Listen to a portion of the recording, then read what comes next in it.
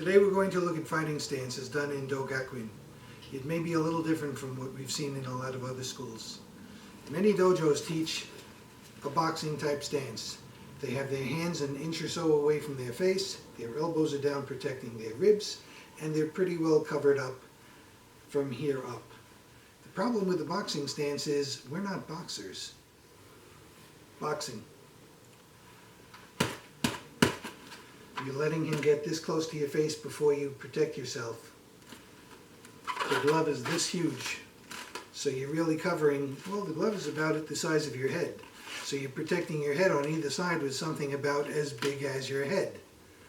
But again, you're exposed here, you're exposed here, you're exposed below the belt. In karate, we also do kicks. Just holding your arms up here is not going to be enough to resist a kick coming around and taking your head out. So we try not to box. We try and have more of a fighting stance. In our dojo, it actually looks more like old-time boxing. Gentleman Jim Corbett, who was around from the late 1800s to early 1900s. It would be a very formal stance like this in his day. We adapted a little bit. We're going to cover the solar plexus. Elbow is down, protecting our ribs. The front hand is shoulder height.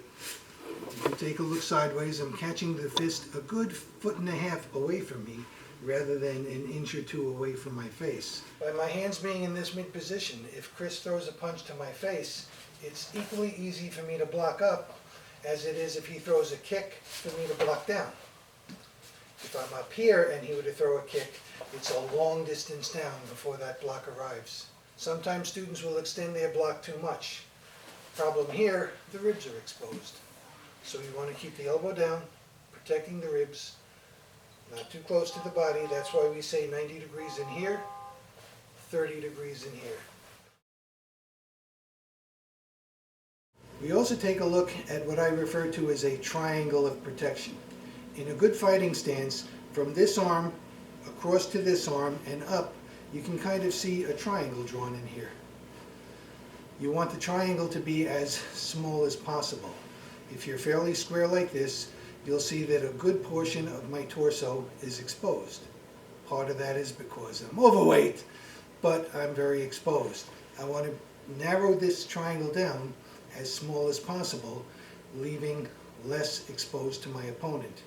We'll bring Chris in, who's less heavy than me, and you'll be able to see how small a triangle he has in his fighting stance. You can see from this arm across up, this triangle is very small. It's very difficult for something to come in here. If he were squarer, you can see then it's a much bigger triangle of exposure. So from a good fighting stance, you can see he's pretty well protected.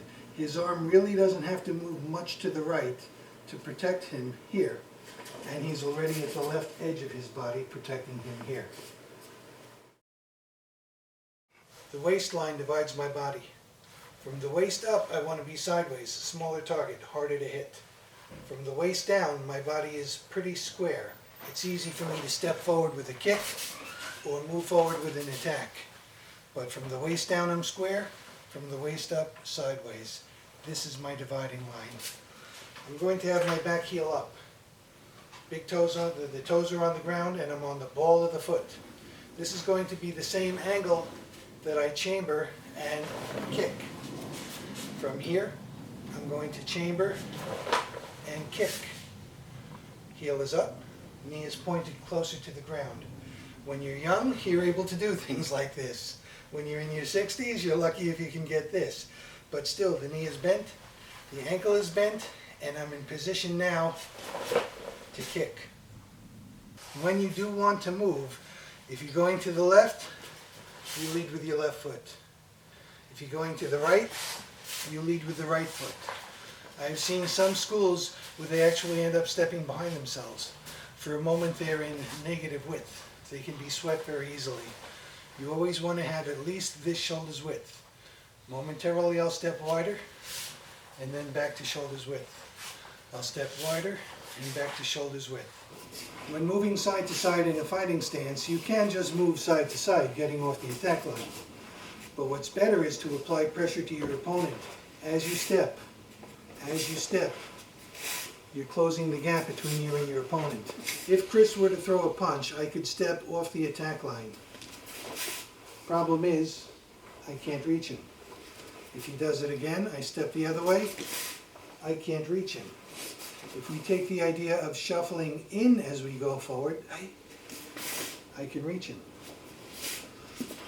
I can also step the other way. Even though it's the back leg, I'm still moving slightly in and I'm able to reach him. There are fighting stances where you move about. You want to shift your weight, you want to be very fluid. I've seen schools that actually bounce, and they're very rhythmic, and this is very bad.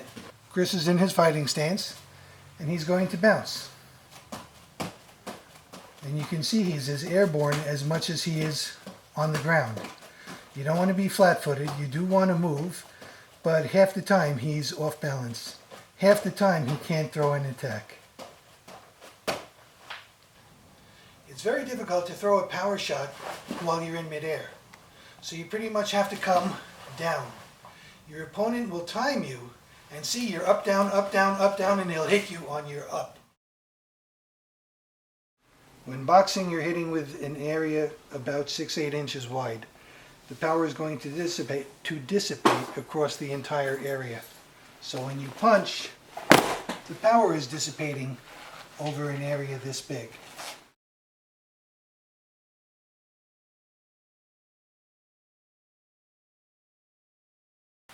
Taking the same punch bare-knuckled, the force is concentrated over an area this big. You can see a difference in the concentration.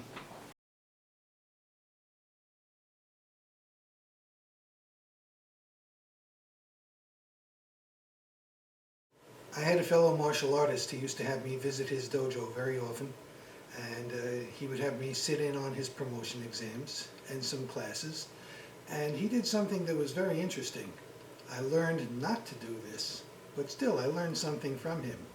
He would have his students in the basic boxing stance, and he would explain to them that your arms are like a window. When you do a kick, kick through the window. Now we would go to tournament, and I would tell my students, punch, kick, attack them through their open window. And we would score on them a majority of times. Any fighting stance can work. If your dojo has you practicing like this, practice like this. With practice, you'll make this work to the best of your ability. We just find that by working this fighting stance, we're more protected, we're catching our opponent further out, our low body is protected, we're in position to punch rather than just jab. So this is the fighting stance we use in Do Gakuin. Thank you for watching.